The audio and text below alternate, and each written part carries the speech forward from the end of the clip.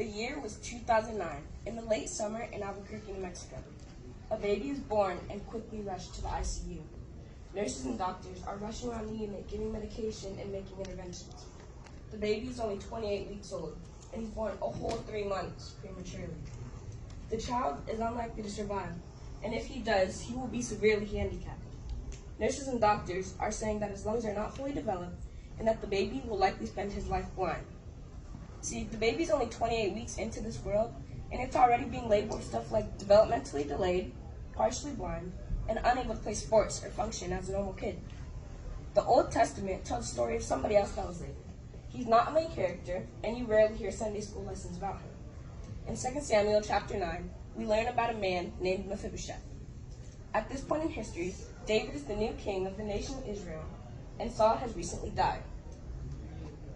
David is sitting on his royal throne one day and asks counsel if there is still someone living from the house of Saul that he may show the kindness of God to.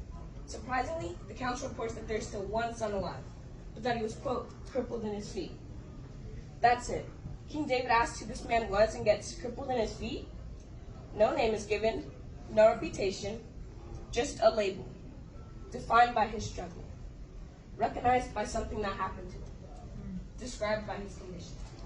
And that's what the enemy will try to do. He will label you by your weaknesses or your sin or an event in your life. Mephibosheth was labeled by the lowest day in his life, the day that he was dropped and crippled in his feet.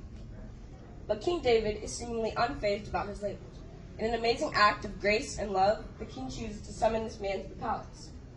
If you can imagine this scene, Mephibosheth comes clunking and awkwardly with his old and broken crutches, and his feet are dragging across the royal floors as he approaches the throne.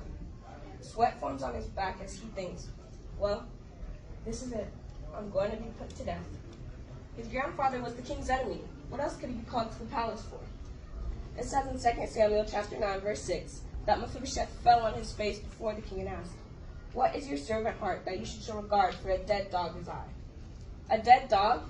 So you're telling me that the crippled man was labeled for so long by his weaknesses that he began to call himself by his abilities?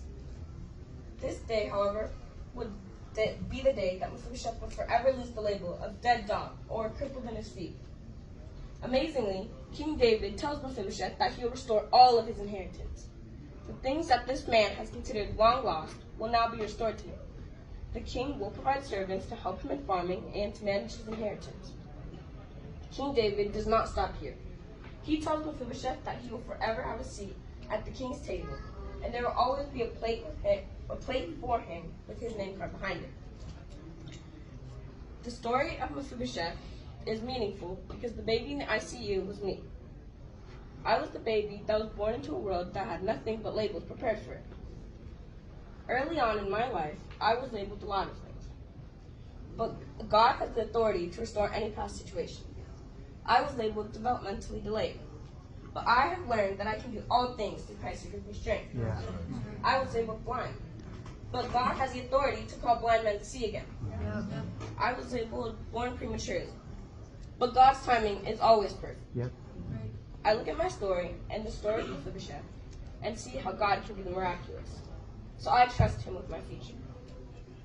So when the world wants to put labels on you, remember that the king calls you by name and that you always have a seat at his table. Thank you.